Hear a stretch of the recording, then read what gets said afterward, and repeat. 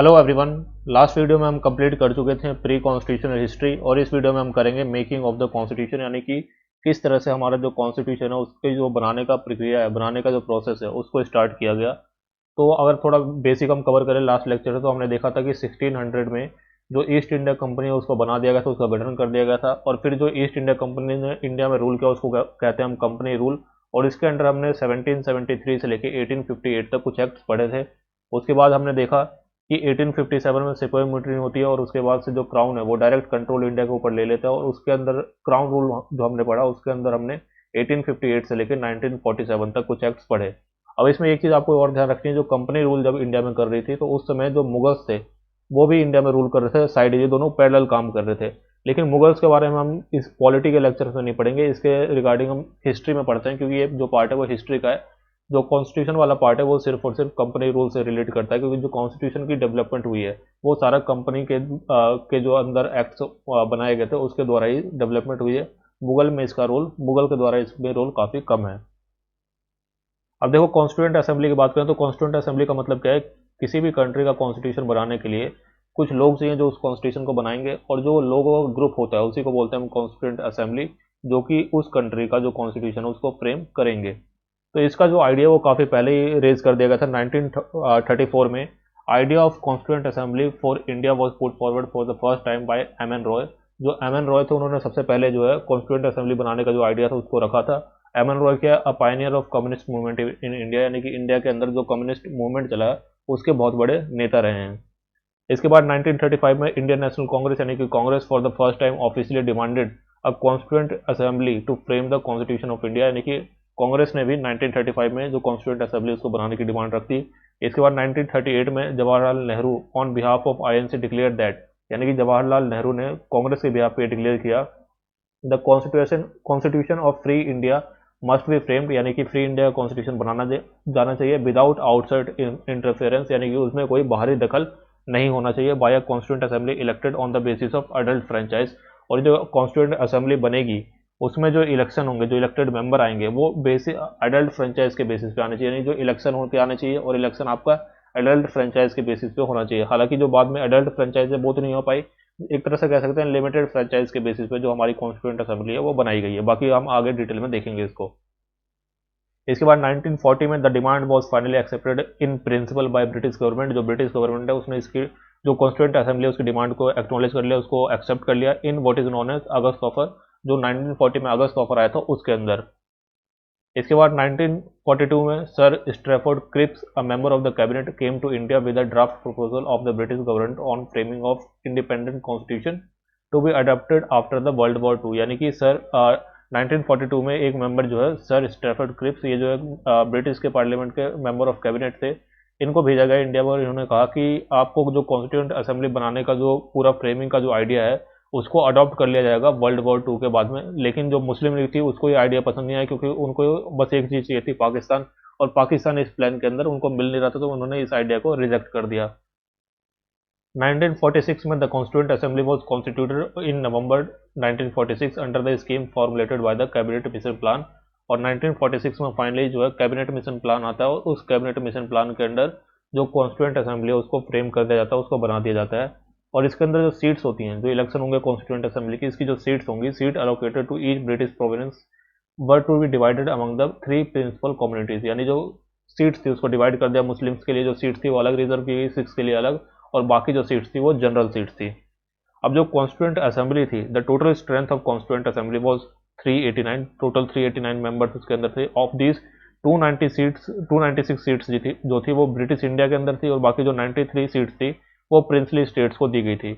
और इन 296 सीट्स में से अलॉटेड टू ब्रिटिश इंडिया 292 यानी 292 मेंबर्स जो थे वो जो 11 गवर्नर प्रोविंस थे उसमें से आने थे, और बाकी के जो 4 मेंबर थे वो 4 जो चीफ कमिश्नर प्रोविंस थे उसमें से आने थे। तो इसको यहाँ पे एक बार हम समझते हैं। देखो, जो कॉन्स्टिट्यूएंट असेंबली थी हमारी, इसको बनाया जाना था, तो इसमें जो टोटल सीट्स डिसाइड की गई, जो टोटल सीट्स होंगी वो 389 सीट्स जो है हमारी टोटल होंगी।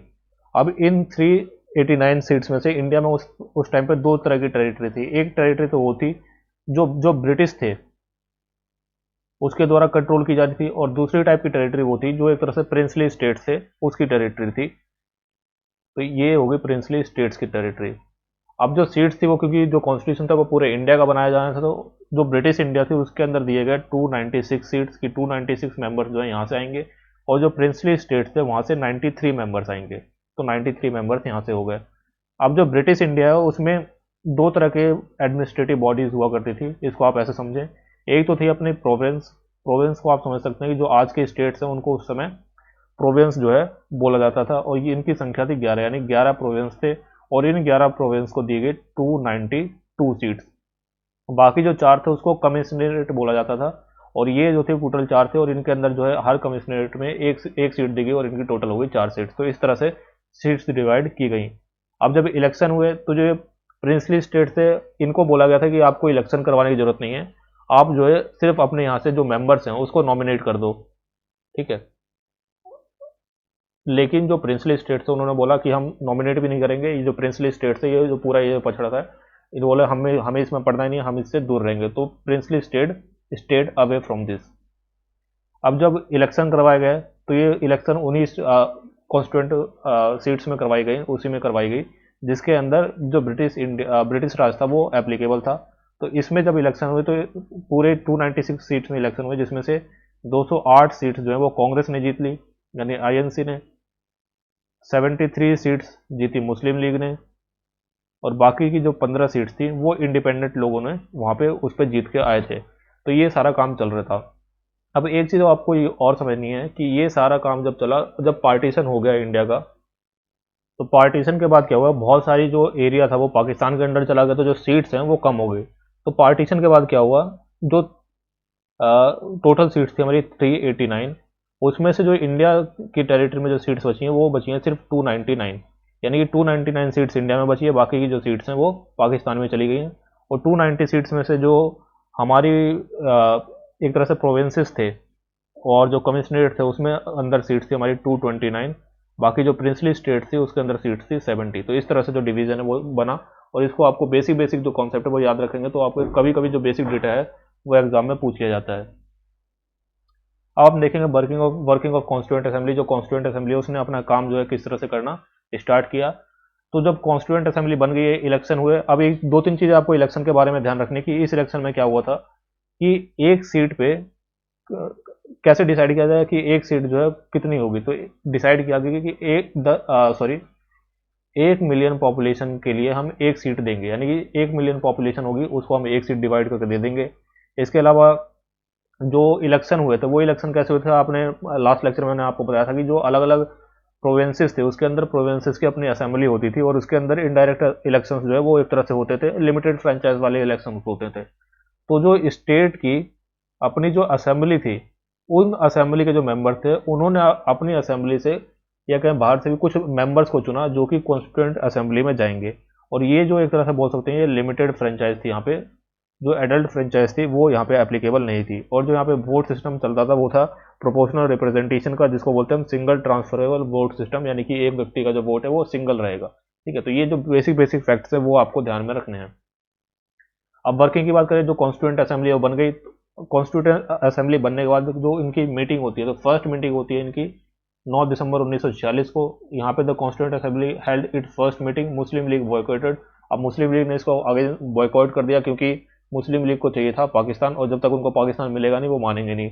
अटेंडेड बाय ओनली 211 मेंबर्स, यानी कि टोटल जो 389 मेंबर्स होने थे उनमें से जो 93 थे तो प्रिंसली स्टेट के होने थे, उनमें से जो 93 थे उन्होंने मनाही कर दिया कि प्रिंसली स्टेट जो है इसमें पार्टिसिपेट नहीं करेंगे। तो बाकी जो बचे हुए मेंबर्स थे उनमें से भी सिर्फ 211 मेंबर जो है उन्होंने ये अटेंड किया। और 211 मेंबर कहाँ से आए हैं, ये 211 में से 208 मेंबर तो वो हैं जो कांग्रेस के जीते हुए हैं, और इसके अलावा 3 मेंबर जो है वो इंडिपेंडेंट जीते थे वो हैं। बाकी मुस्लिम लीग ने भी इसको बॉयकॉट कर दिया था।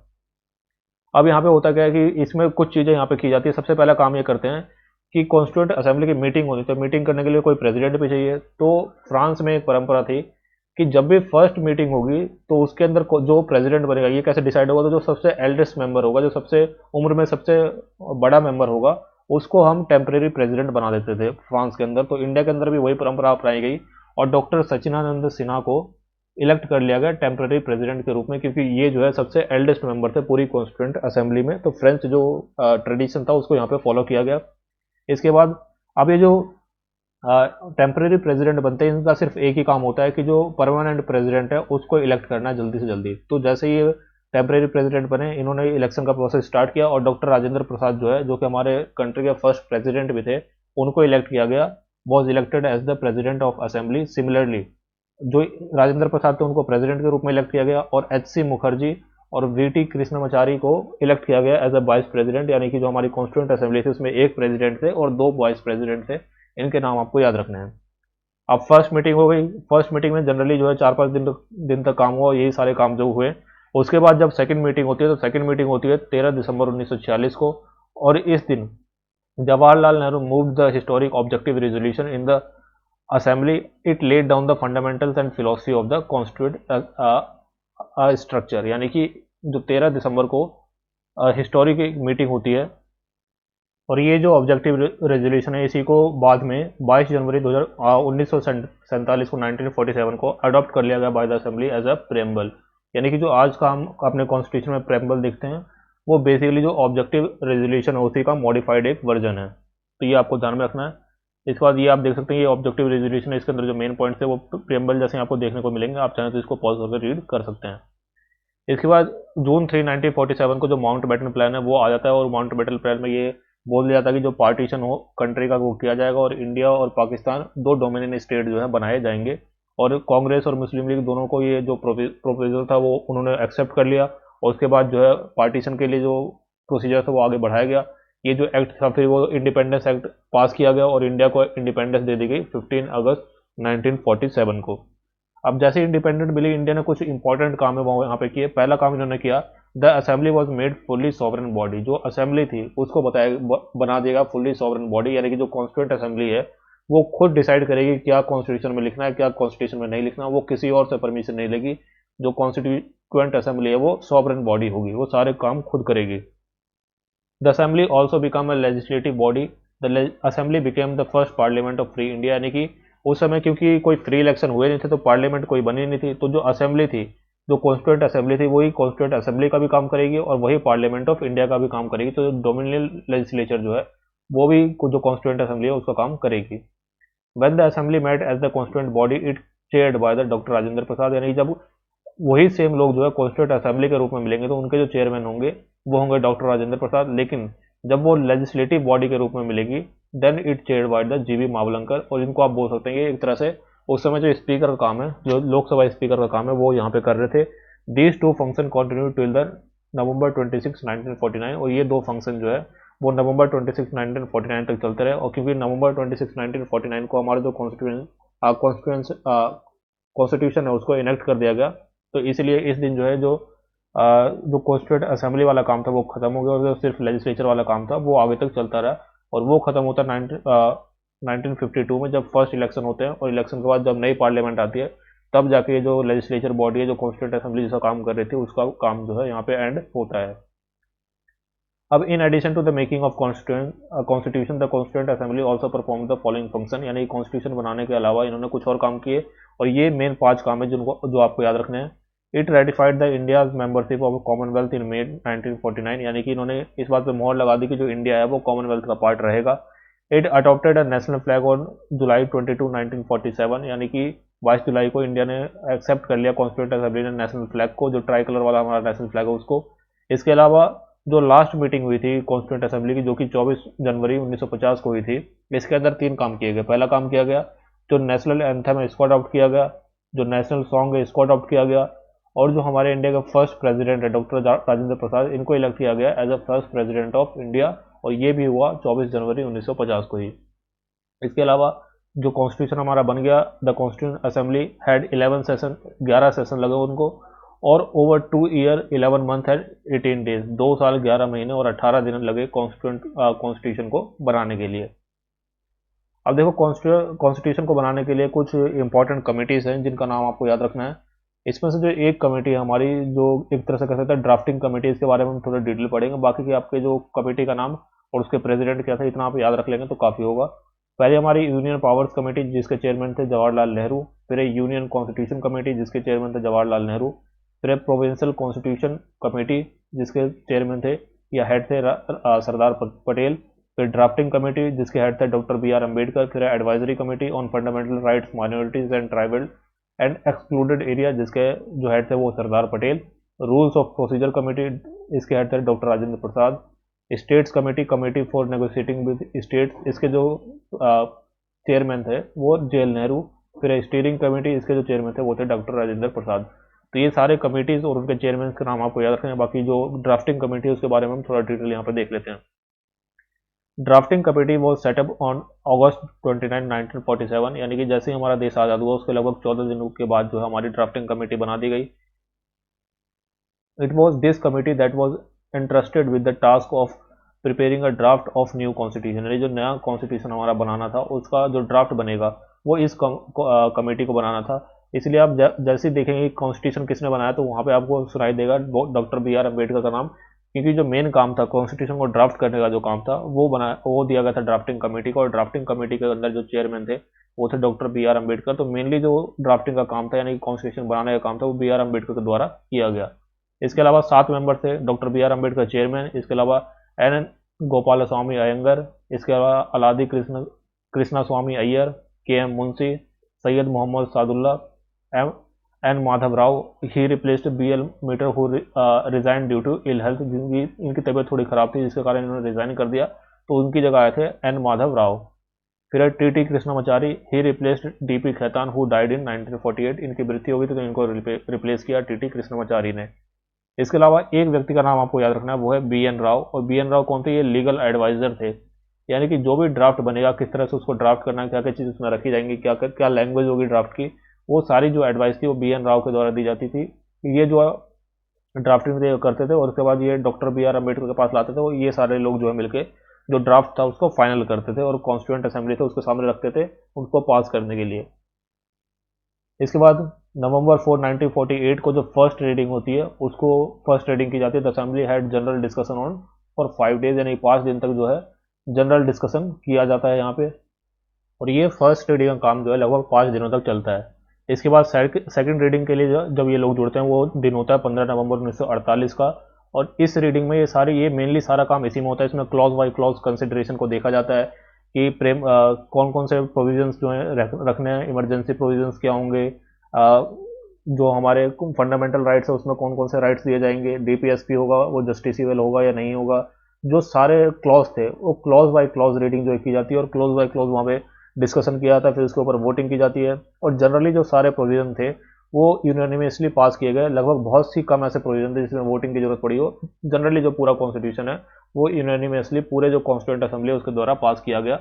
और ये जो पूरी सेकंड रीडिंग थी वो बहुत दिनों तक चली, ये 15 नवंबर को स्टार्ट हुई और लगभग 17 अक्टूबर तक 1949 तक ये रीडिंग चली। उसके बाद 14 नवंबर 1949 को third reading of the draft started. The motion on draft constitution was declared as a pass on November 26, 1949, यानी 26 नवंबर 1949 को जो कॉन्स्टिट्यूशन था उसको पास कर दिया गया, वो फाइनल ड्राफ्ट था उसको पास कर दिया गया।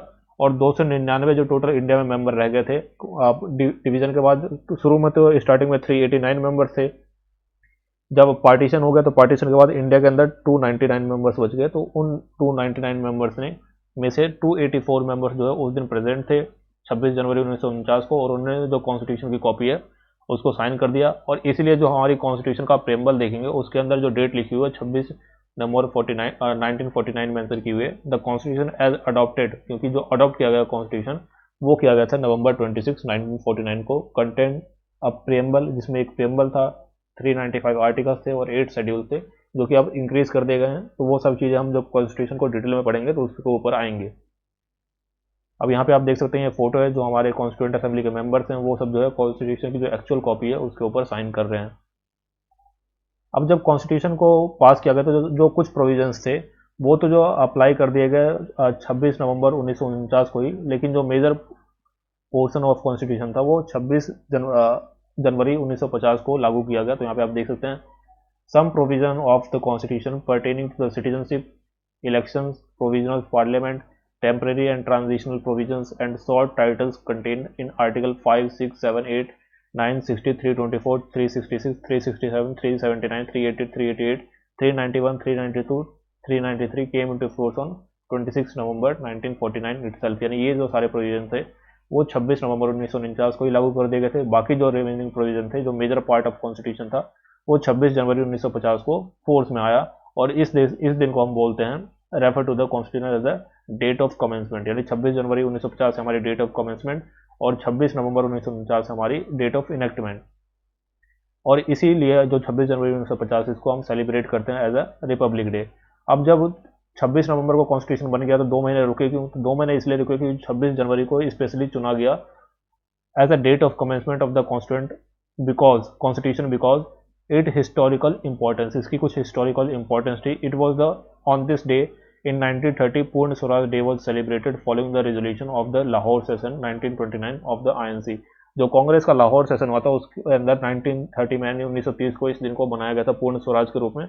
और एक तरह से मान सकते हैं आप कि उसके बाद से ये जो दिन है 26 जनवरी का, इसको इंडिपेंडेंस डे के रूप में इंडिया में सेलिब्रेट किया जा रहा था। तो क्योंकि इंडिपेंडेंस डे अब 15 अगस्त को सेलिब्रेट किया जाना था, तो इस दिन की इंपॉर्टेंस को यहाँ पे कमेमोरेट करने के लिए 26 जनवरी को चूज किया गया as a republic day.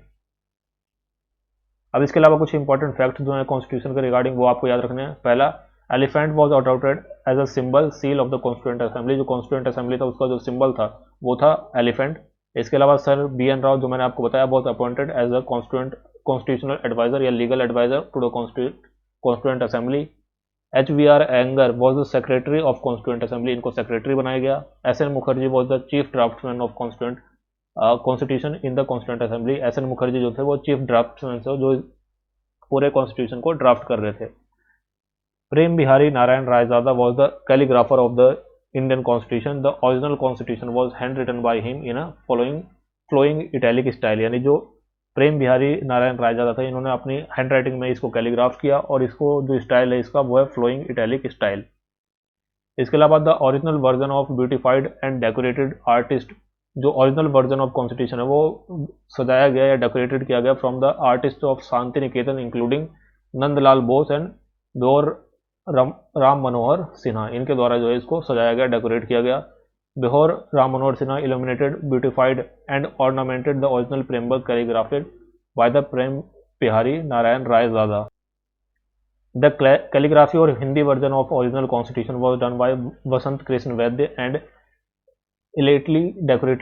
illuminated by Nandlal Bose, यानी कि जो पूरा हिंदी वाला वर्जन था वो वसंत कृष्ण वैद्य और जो डेकोरेशन था वो किया गया नंदलाल बोस के द्वारा। तो ये सारे आपके मेन पूरा प्रोसेस था मेकिंग ऑफ द कॉन्स्टिट्यूशन का। अब इसके आपको नोट्स किस तरह से बनाने हैं, जो पहले मैंने आपको बताया कि जो आपका कॉर्नल मेथड है उसी को आपको यूज़ करना है। एक सीट ले लेनी है आपको, ऊपर आपको टॉपिक का नाम लिखना है, नीचे आपको स्पेस छोड़ देना है कुछ एक्स्ट्रा चीज़ ऐड करने के लिए, समरी लिखने के लिए।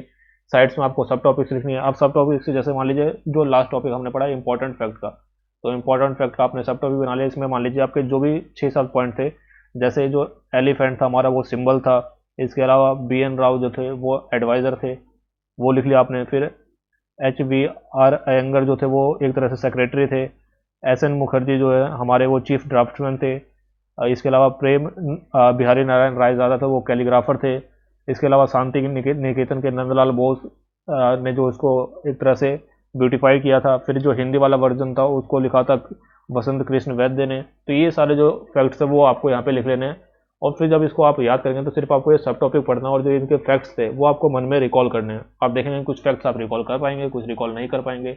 जो रिकॉल नहीं कर पाएंगे उसको आप हाईलाइट करेंगे और उसको बार बार रिवाइज करेंगे, तो ये जो सारी चीज़ें जितने भी फैक्ट्स है आप उसमें फ्लुएंट हो पाएंगे। आप सिर्फ उससे फेमिलियर नहीं रहेंगे, उसमें फ्लुएंट हो जाएंगे और उसको आप लंबे समय तक याद रख पाएंगे। जब एग्जाम में क्वेश्चन आएगा तो उसको आप अपने माइंड से आसानी से रिट्रीव कर पाएंगे और एक्यूरेसी के साथ 100% एक्यूरेसी के साथ आंसर कर पाएंगे।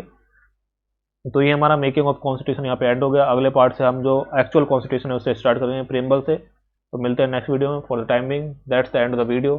Thank you.